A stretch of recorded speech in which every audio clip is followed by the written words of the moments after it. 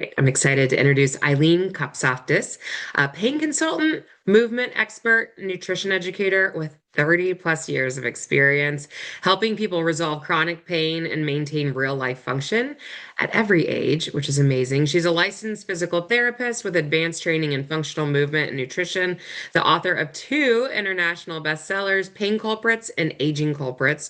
And her mission is simple: replace fear and decline with truth, strength, and independence. You're going to be so amazing for our community today. Welcome, Eileen.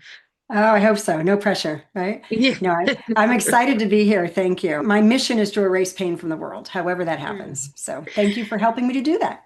Yes, which leads us right in because I feel like you're talking to a community right now of moms and grandmas.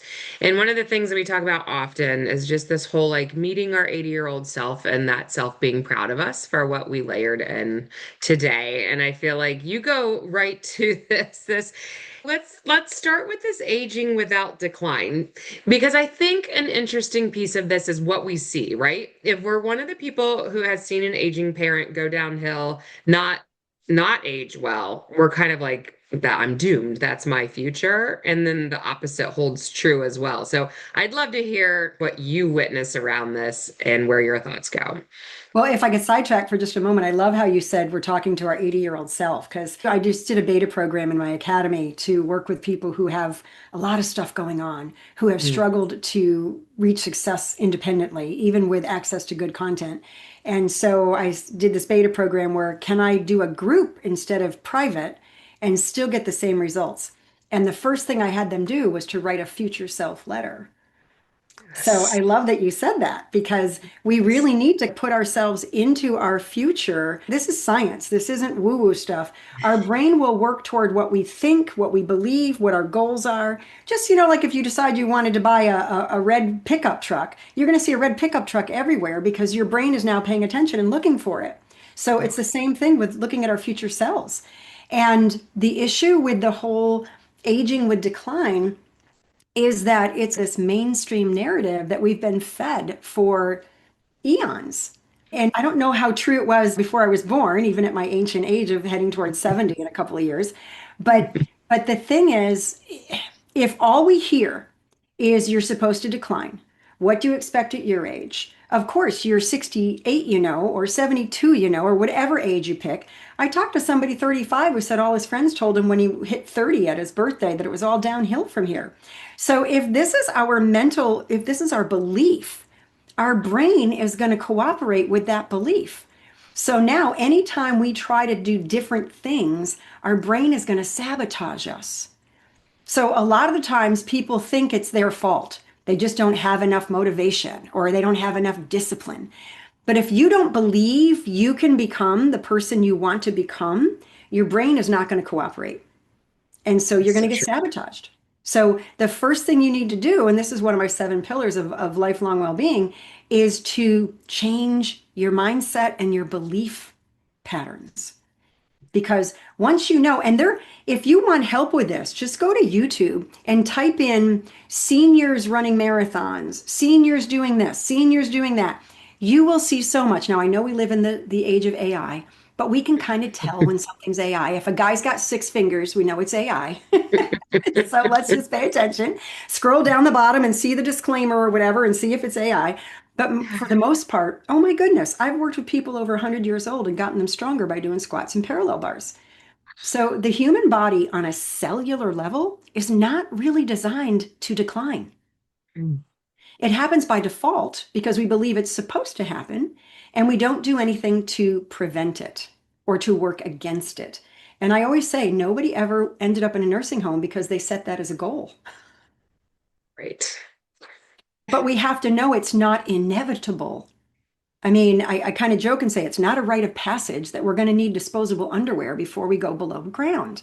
I've heard people say, oh, yeah, my mom or my grandmom or my dad or whatever would say, well, if you wake up in the morning and you're not in pain, you're probably dead. I mean, that's really sad. And if we think it's normal, we're not going to do anything about it. And I want everybody, and I'll close this thought with this. Normal isn't the same as common. Mm. If you look up the definition of disease, It's literally explained as abnormal functioning. So disease is abnormal, but disease is common in our world. A whole bunch of people have cardiovascular disease. A whole bunch of people have type 2 diabetes. A whole bunch of people have osteoporosis.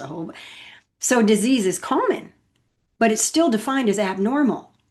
So just because somebody's experiencing joint pain or unwanted urine leakage or balance issues or they're losing muscle mass, it doesn't mean it's normal.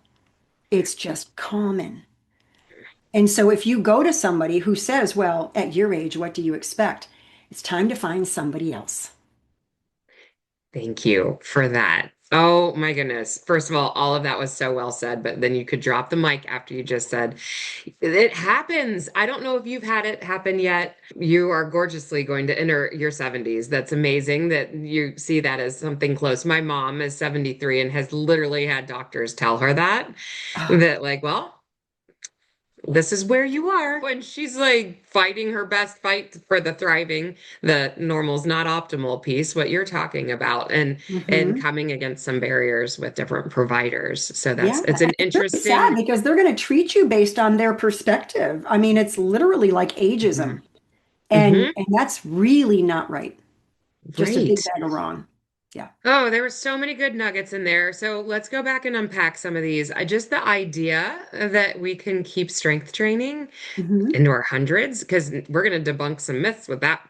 Let's break through some belief systems here with this one. So, you have witnessed strength building in Yes. all ages. Yes, absolutely. One of my favorite stories is there was an older man who his wife brought him into the clinic, and I think he was 86. I could be off, but I'm pretty sure he was 86. And he's sitting in the chair, and she's explaining to me how he now needed help to get out of the chair.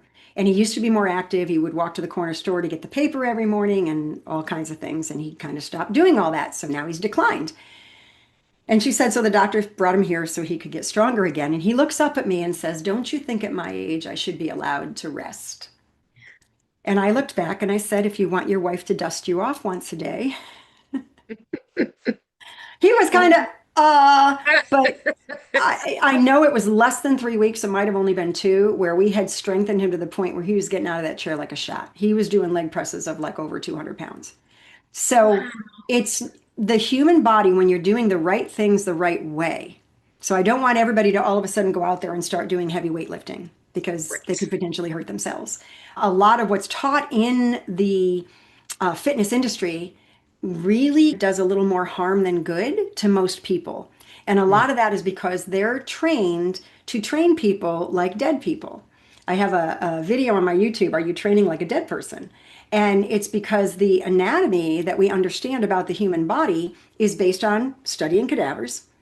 And they look at where muscles attach and they think, well, if that muscle shortens, this movement occurs. So that's the movement we have to do against resistance to make that muscle stronger. The sad part about that the piece that's missing, which is like the whole enchilada, is the fact that the body moves according to the context of what you're doing. So, and I always ask people, a lot of the things we do in the gym, I ask people, is there anything in real life that you would ever do that repetitively against resistance? And I've never had anybody in any of the audiences, and I've done like 38 live events where we've had anywhere from 400 to 1,500 people registered. Never had anybody be able to give me an answer. And I'm talking about simple things like if you sit in the knee extension machine at the gym and you put your ankles behind the little things and you straighten your knees against resistance, nobody can tell me when we would do that in real life. Right. The same thing with the hamstrings, bending your knee against resistance repetitively. There's nothing in real life that we would ever do that. The same Mhm. thing with isolating triceps and isolating this and isolating that.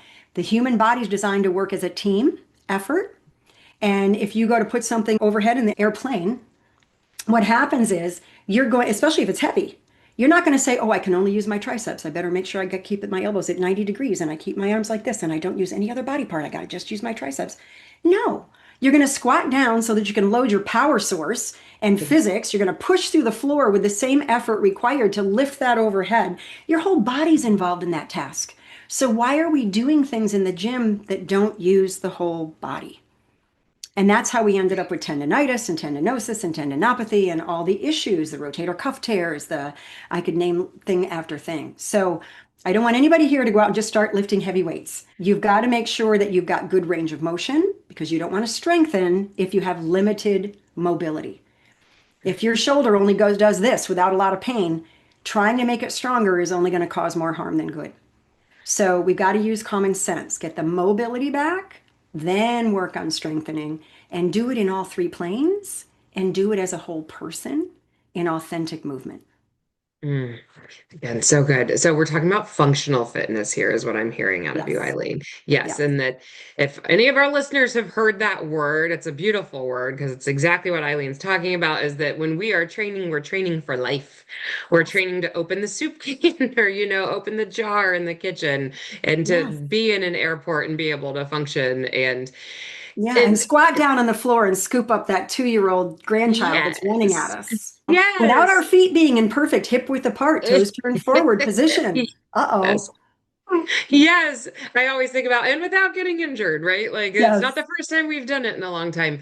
And so what I think people could be hitting this barrier, this block at the moment of going, well, you just kind of stressed me out because you're telling me I've got some stuff to look at, think on, and I don't know how to do any of that. And this is where we're going to hand this back over to the professionals. You don't have to know all of this, but can you help guide people towards how do we look for that right person to help us functionally train? Because I know a lot of individuals who have been thrown into the gym, into the trainer, that it can get a little scary. You're like, oof, they just got run through a round of squats and lunges and they had bad Yeah. knees to start with. So Yeah, yeah, yeah. talk on I just that. finished a consult with somebody who's being trained and they're trashing her, making her do a bunch of one-legged squats and things. The issue is you want to, and I did a series on my YouTube channel of fitness and good things to do. But one of the things I say is you've got to find out what are your goals first, because everybody's goals are going to be different. I mean, if your goal is you want to grow muscle, that's going to be a different trainer you're going to seek out than if your goal is I want to be more flexible and I want to get down on the floor and play with my grandkids. So it depends on what your goals are. Then you seek out somebody who's going to help you with the goals. You don't want a person who's training a whole bunch of people to have the six-pack abs and the massive 16-inch biceps and all that stuff if that's not your goal. So that's key. And then, of course, making sure that they see you as a whole person and not a body part. Now, the isolation thing, that's a little hard. What I typically recommend people do is find someone who's trained by the Gray Institute. It's Gray. And if you go to their website, grayinstitute.com, you can hit the locator button and see who's trained in what they teach because they teach whole body, three plane, authentic function. So they're not going to see you as a knee that walks in the door. They're going to see you as a whole body. And the knee depends on the hips and the ankles. They're not going to see you as a low back that walks in the door. The low back depends on the hips below and the trunk above. They're not going to see you as a shoulder that walks in the door because the shoulder depends on ankles, hips, trunk. So we know how everything's connected to everything else and will help you to resolve things and to reach your goals without potential harm. That's key. So, Oh, it's beyond key. It's the thing where I feel like I watch clients build all this beautiful momentum, and all it takes is an injury to mhm. totally start unraveling all that success. Yes, Where you're like, oh, if we could have just not done that, then we could yes, be yes, trucking along here. absolutely. But you know, the human body is so resilient. I mean, it'll heal quickly if you're doing the right things the right way. So even if somebody gets a hiccup in the road, doesn't mean that they're going to go all the way backwards because usually they've made some good progress to that point. So it's just, Right. a couple steps back, not all the way back to square one. So I think it'd be interesting to ask you this too, because I think that we can hear you, but there'd be some people sitting out there going, but I'm dealing with pain, and you're telling me I possibly can get out of this chronic pain. To the person going, I think my arthritis or my hands are limiting me, or my knees are limiting me, my lower back, my plantar fasciitis. What's the starting point for some of these individuals, or hope, I guess, for some of these individuals that if they've seen themselves as that older person of just declining because their pain is stopping them, or they believe it is stopping them. Yeah. So I think one of the most important things to understand is the fact that it doesn't matter what your starting point is, you can always make things better. Mm. I've never seen anybody not make things better. How much better depends on if they've got real structural damage going on or so a whole shoebox full of diagnoses and medications and that kind of thing. But for the most part, you can always make things better. And I've seen people in their 70s and 80s with all kinds of issues end up resolving pain and doing really well and getting their life back. And a lot of the times, if you're doing the right things the right way, especially nutritionally, you can kind of eliminate the need for a lot of those meds because the nutrition will help to restore the body. And I've seen people reverse even advanced cardiovascular disease, type 2 diabetes. It is very possible. We eat our way into those diseases, which means we can eat our way out. That's the Mm. That's so such a good saying. Yes. yeah, yeah. So there's so much we can do. It's just the most important thing is don't feel hopeless because of the mainstream narratives that you've been fed, or maybe some well-meaning but misinformed healthcare professional who says there's nothing else we can do for you. Because people can only teach what they know, they can't teach what they don't know. And a lot of the times, and this will answer a couple of those specifics that you mentioned, arthritic changes in the joints. The Stanford University School of Medicine did a study years ago, and they determined that the number one cause of joint damage has nothing to do with age, gravity, or wear and tear. It's chronic inflammation. Mm. So if we're eating foods that promote inflammation in the body, we're promoting joint damage. If we're eating foods that fight inflammation, we're fighting joint damage. There's no neutral foods. They're either positive or negative. Even water's not neutral, it's a positive because most people don't drink enough of it. Mm. So, Mhm. so it's important for people to know that. I've had some people, I remember one woman in her 80s who had had joint pain for decades, who said as long as she followed what she called my regimen, she didn't have any joint pain. So I've seen massive changes in people. Now, imaging doesn't always line up with symptoms either. So if somebody has had imaging and they've been told, oh, you've got arthritis, well, it depends. Is it minimal, moderate, or severe? Because if it's minimal or moderate, the odds are the arthritis may not be what's causing your pain. Bone is the slave of muscle. If the muscles aren't performing properly, they're not going to move the joints correctly, which is going to cause stress and strain and potentially pain, irritation to the Mhm. structures. So when you retrain the muscles to move the joints properly, a lot of that stress and strain that was causing the pain is now resolved. And I've had so many people come in a clinic setting with a diagnosis of OA, osteoarthritis, of this joint or that joint. I didn't have a magic wand that I waved over their joint to automatically erase the inflammation. It was the movement patterns that the body had developed over time because of issues that had occurred. So, and even tendonitis. If somebody has tendonitis, it is almost never the fault of the joint. It's almost always somebody else in the body that's not doing their job. And that tendon is responding to abnormal stress. So, one of my favorite examples, because this explains it so well, I had a 22-year-old football quarterback come in. He had a diagnosis of shoulder tendonitis and elbow tendonitis. So he kind of doubled up. And it would happen when he was doing the 3-hour three-man throws practices. And by the end of it, he couldn't even finish the practice because he had pain.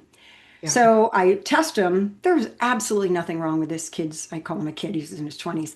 Nothing wrong with his shoulder, his elbow. I said, show me how you throw a football. And when he did that, I saw how unstable his ankle was. It was weeble wobble, but they do fall down. And I asked him, how many times have you injured your ankle? And he said, oh, I roll out on it in practice. I got to walk off the pain. So, of course, I'm like, oh my gosh, why are they letting this kid play with an unstable ankle? But that's another question. So I gave him exercises because he was young, he was strong, he was rock solid muscle from nose to toes. That ankle restored really quickly, really well because he was doing the right things the right way. So I don't think he had three, maybe four visits. And he could do 3-hour three-man throws, no symptoms whatsoever. I never touched his shoulder. But Mm. what was happening was whenever he went to release the football, because the ankle wasn't stopping him at the right time because of the Mm. instability, the arm was getting yanked at the end of every throw. And Mm. so it's getting irritated. So if you need help with something and somebody only sees you as a body part that walks through the door, they're going to be limited in how much they can help you. They need to understand the connections. Most knee pain is because the ankles are not working correctly below. And I think, oh my gosh, I've never actually written it down and done a poll, but from my experience, what I've observed, about 9 out of 10 people have some history of an ankle sprain or some kind of an issue with their ankle at some point in life, whether it was gymnastics or sports or whatever, or a time where they were non-weight bearing on one side. Like maybe they had a bunionectomy or they had a surgery or they had an injury. And so that ankle never restored function, but they didn't know it because there's no pain in the ankle. But because the ankle's not working properly, it creates this lack of motion that's supposed to happen with every step we take. And that can create havoc in your knees, your hips, your back, your shoulders, your neck. So, Yes. Yes. Thank you. This is not the first time our community is hearing this, and I love when this happens, that you get professionals who are so aligned and honestly, I feel like this is why PTs jump ship from regular type office spaces and go out on their own because they don't oh, have you mean they time in don't like the 15. cattle prod places where you Yeah, just herd them in and herd them out? Yeah. yes. There's like that 15 minutes is not going to give somebody the opportunity to look at that whole body. And Mm-hmm. it's so comfy. And what I've been through it as well, concierge type therapy, where I think it's a shoulder and they're looking at my lower back. And I'm like, that's Mm-hmm. not what hurts, doesn't matter. And then everything gets Yes. relieved from there. And I just think there's so many instances, whether it's women through pregnancy or through Mm. sports injuries, we all could have been using all this maintenance all the way through. And we're just learning more about it now because Yes. of thank you for coming on and speaking about this because I'm hoping that people are getting little ding, ding, ding moments of, I've never thought about that. I've never had Mm. somebody fully assess my body. And I think Yeah. that could be a great baseline to Yes. do something like, do you even do this virtually? Can you hold a session Yes, over I Zoom? actually, well, I do virtual consults, private consults, but I created a free membership in my Move Without Pain private club where people can go in and watch a 23-minute video and walk themselves independently through a three-plane functional motion assessment. And Okay. they can see, oh my gosh, yeah, my heel comes up. That means my ankle's not working when I do that. Mm. Oh, yeah, that hip doesn't rotate like that hip does. They just start to see all this stuff and it just, all these light bulbs go off. And then there's Yes. a 6 movement exercise workout that they can do to start restoring three-plane function in those big rocks of the body. I've had people tell me they got out of pain just from the free membership. Wow, that is amazing. So, So, just yeah, for our listeners' purposes, we will put all of this in the show notes because you also mentioned some YouTube videos that you do as well. So, yes. we've got some like quick resources we could go to Mhm. continue to get to know you better. And I'm again just thank you for bringing this type of information to the light because it gives Mhm. somebody hope that's going, maybe that's available to me. I don't know, but at least it's another door to knock on to see if somebody Yes, can help me. When yes, you yes. see plantar fasciitis, and then we'll move on, that's a really common one for my Mhm. community and very Yeah. debilitating. You can really get going on some good walking and feeling good and social, and all of a sudden it's like, no more. I'm in Yeah, so it's much like somebody pain. just put a bunch of glass in the bottom of your foot. Yes, yes. Yes. So I actually did an online event. Like I said, I've done 38 of them. I did an online event for plantar fasciitis. I do have a playlist for that on my YouTube channel. It doesn't go quite in depth as the event did because the event was, I forget, I think it was 5 days for like an Oof. hour and a half each or something. But that event is available as part of the paid content on my private club. But the thing with plantar fasciitis is, and this is where, if you don't mind, I'll take like 3 minutes and Yeah. explain why it happens, Yeah. because I don't think anybody explains why it happens accurately. And I'm not saying I'm all that, because I'm really not all that brilliant. I'm just really gifted at finding brilliant people and learning what they know. And I learned this from Dr. Gary Gray, who is nicknamed the father of function. The guy's just jaw-dropping, brilliant. So this is the right foot. And so the heel, you can see the heel bone is curved or angled. So when we land on our foot on the heel, we land just a little bit to the side of midline. So because of that curve and because of gravity and ground reaction force and mass and momentum, it's all the physics stuff, that heel is, it's going to drop down. And when it drops down, it causes that heel bone to do something called eversion. Now, the big thing about that being able to evert, which a lot of people's doesn't if they've got a past history of issues, The Mm. bone on top of it, and I'm not going to go into too much anatomical detail and make people's eyes glaze over, but the bone on top of it is designed when that eversion happens to rotate down and in. And when it rotates down and in, I don't know if you can see it because this isn't like real, but it spreads out. You kind of lose the arch. It Yeah. spreads out so that you have a nice flexible shock absorbing foot. So if you're walking on something crooked or if you land hard on your heel, you're not jarring your brain up against your skull. So it's important that that happens.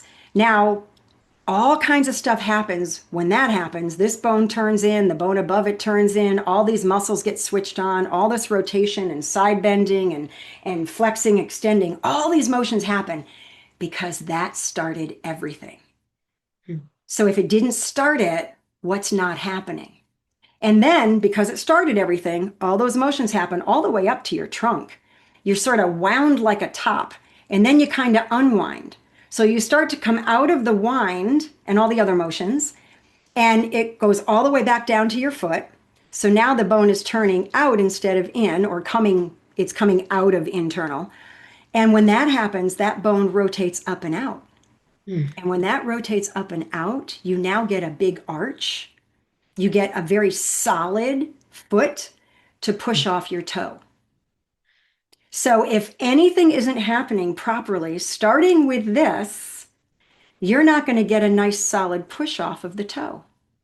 So you're going to end up with your plantar fascia getting trashed with every step because the foot has not created that solid surface. It might still be a little flexible. It might still be a little spread. And these are the people who are told, look at all that pronation you've got. Well, you can train your foot to improve and come out of that pronation, but you have to know how to train it.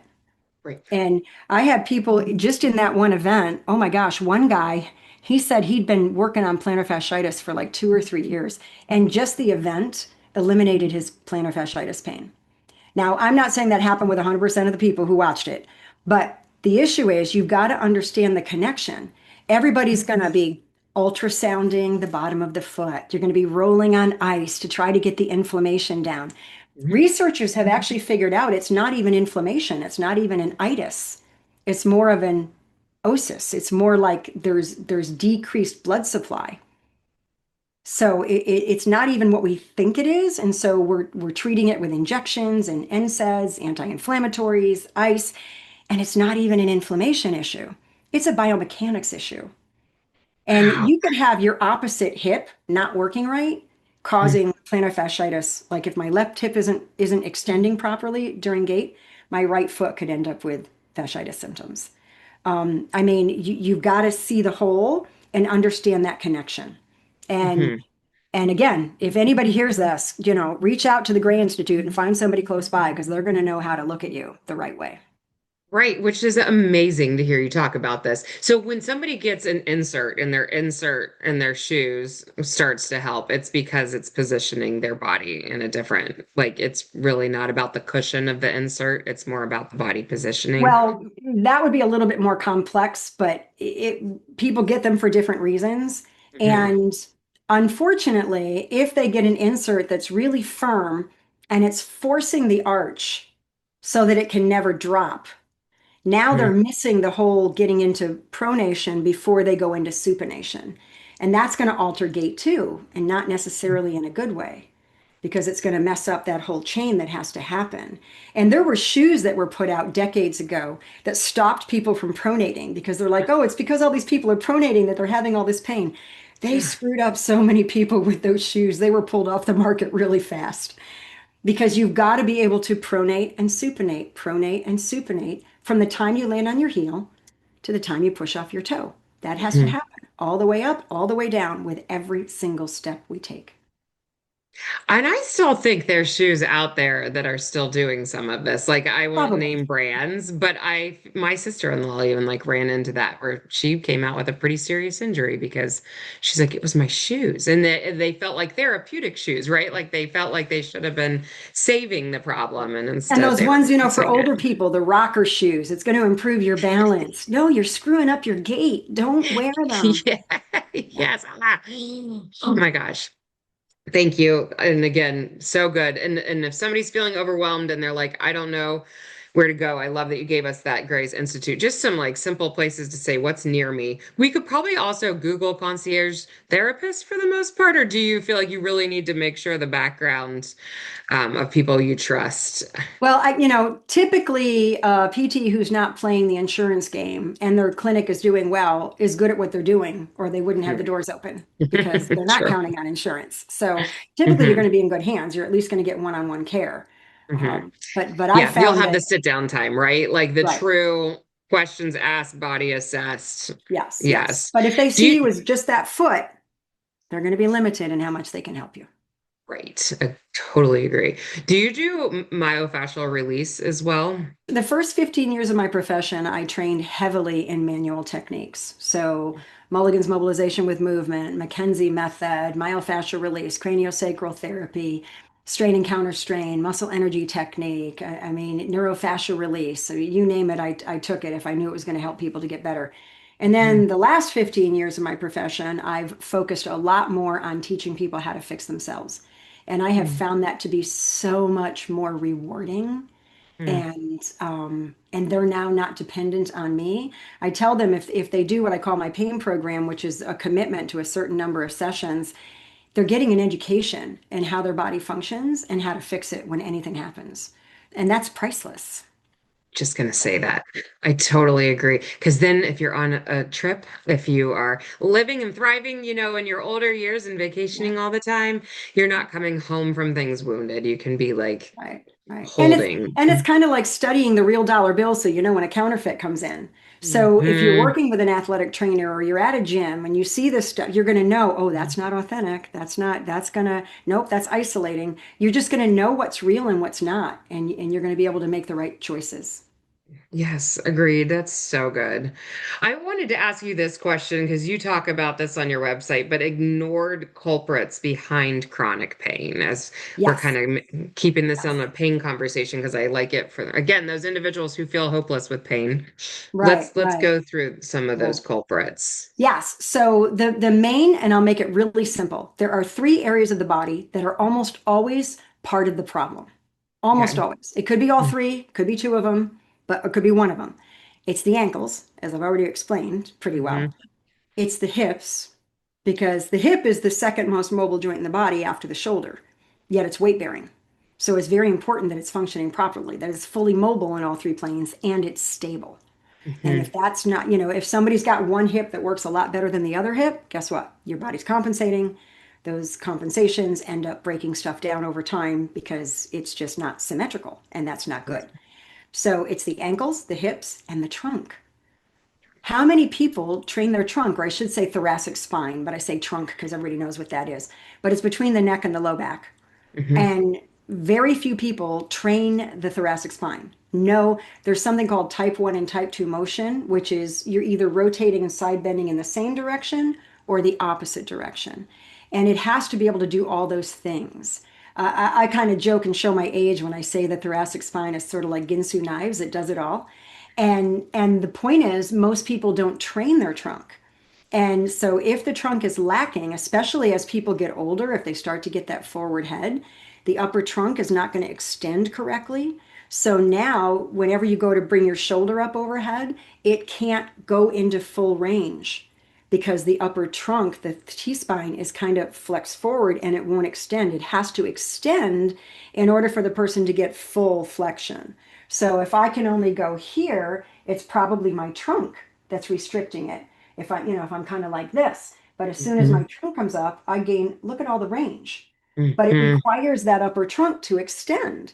And if you've lost that, you're going to be getting treatment for shoulder pain, but it's not your shoulder. You've got to fix the trunk. So those three areas they tend to be the culprits. If the ankles don't work, anything from the ground all the way up to the neck, I fix people's neck pain by restoring ankle function and never touch their neck. So same thing with shoulders or hips, low back, all that. So ankles are key. Hips, if the hips aren't working right, they almost always will cause knee pain or low back pain or Hmm. shoulder pain or neck pain, anything above and just below. And then if the trunk isn't working right, that can wreak havoc, mainly shoulders, neck, low back.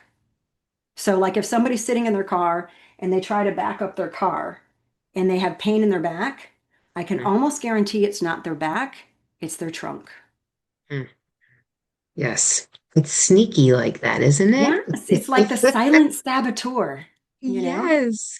Yeah. Yes. And I think this is where people can feel frustrated because it Hmm. feels again like, how the heck am I supposed to know that? But you're not supposed to know it. You're supposed to Yeah. know enough to go walk through the doors of an Eileen so that you can have somebody guide you through Yes. how Or do the to. MPA, the movement performance assessment, and get some idea Yes. of, oh, yeah, I didn't even realize.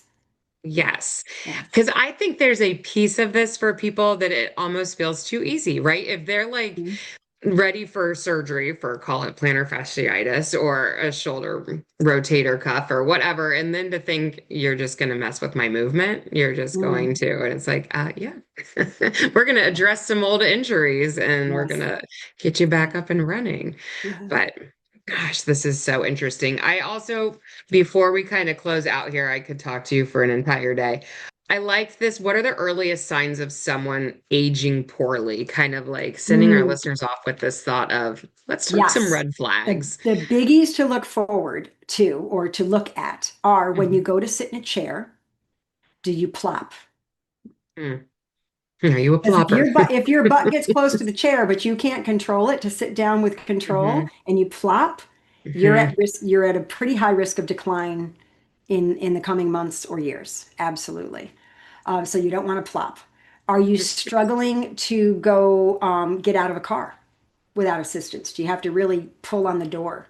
Do you really, because cars are low unless you're in an SUV where you're stepping down. But if you're in a regular car and you struggle to climb up out of that seat, decline is kind of already happening.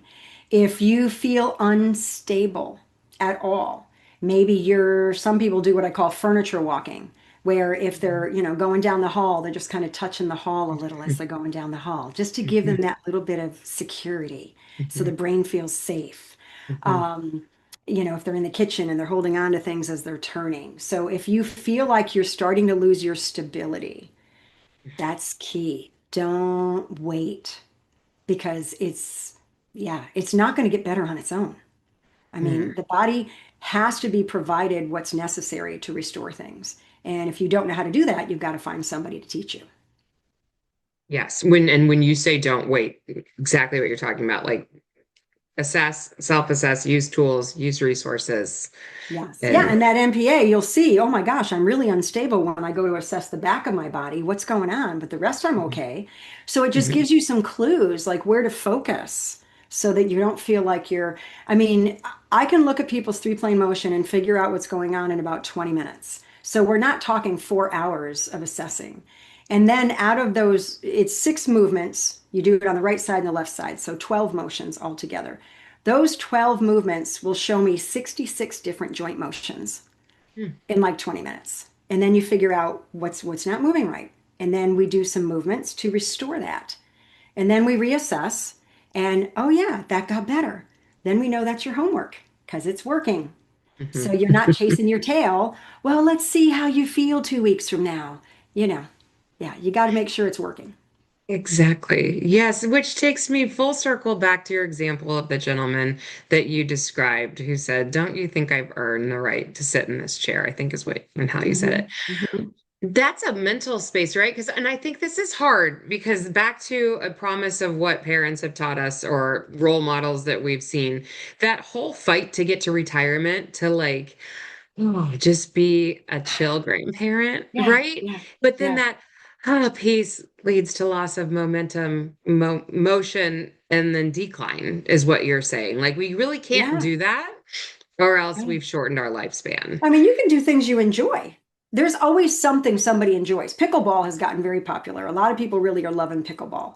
But there are so many things you can do. If you like hiking, take a hike.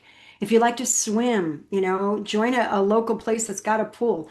Do something physical and do it regularly. And whatever you do, do not sell your house and buy a house without stairs so you can age in place because you're Mm. basically telling yourself, I'm going to decline and stairs are going to be a problem, so I better not have any. And as soon as you eliminate the stairs, decline is imminent. I know Mm. people, when they eliminated the stairs within 3 months, they were using a lift chair because they couldn't get up without assistance. So we Wow. do not want to get rid of those stairs. We need those stairs. Wow, I have chills. Thank you for pointing that out. Wow. And you're right. I think we do it in so many different areas to make life easier. And Hmm. then we've just made it harder for ourselves ultimately. Yes. Yeah, because movement isn't the culprit. When people want to retire and take it easy, it's because they had a lifetime of a job that maybe they didn't really enjoy. Mm. They're kind of like, man, I'm so glad I don't have to do that anymore. And the whole idea of retirement is I don't have to do anything I don't want to do anymore. Mhm. So it's this Yeah. freedom, Yeah. but freedom that comes at the cost of your independence is not freedom. Yes. Movement is freedom. Yes. Yes. Ah, this was so good, but we talked about a lot. We layered a lot in. If you could wrap your arms around our listeners and make sure they heard one thing today, if you were like, if you hear nothing else, this is your one takeaway, what would Yeah. that look like? Yes, yes. Make sure that you don't give in to what you're able to ignore now. Mm, Because a lot of people think, oh, well, it's not that bad. They can ignore it, but it's going to bite you yeah. if you ignore it long enough. And then it takes a lot longer to reverse it than it did if you do it now. So start now. Don't wait. Oh, it's so good. Can you shout out anything? I didn't give you an opportunity to just, again, website, if you're anywhere that people can come follow you, what's your best Mm. platforms? Well, the one that has the free movement of performance assessment, that's the private club, and it's MWP, which stands for Move Without Pain. So it's MWPprivateclub.com. There's a whole free membership on there with a lot of goodies, a lot of bells and whistles. And then if they see that it helps them and they're like, oh my gosh, I want to do this, then they can invest a little bit of resource to join the paid platform. But there's no time limit. It's not like, oh, you've only got 30 days. Once they're free forever, as long as they want to stay there. And then if they're not sure where to go, because maybe somebody here isn't maybe dealing with pain, but they're dealing with incontinence, or they're worried about their bones decreasing over time, which that's a whole nother story that we didn't get into. Whole nother episode. Yeah, yeah. Yes. And, they don't want to have unwanted urine leakage and all this other stuff. Mm, So, depending on their concerns, the main website, I have a 5 question quiz where they can answer, takes 2 minutes or less. And it will aim them at whatever resources I have, whether they're free, paid, whatever courses, mm. toward their concern. And that's the havelifelongwellbeing.com.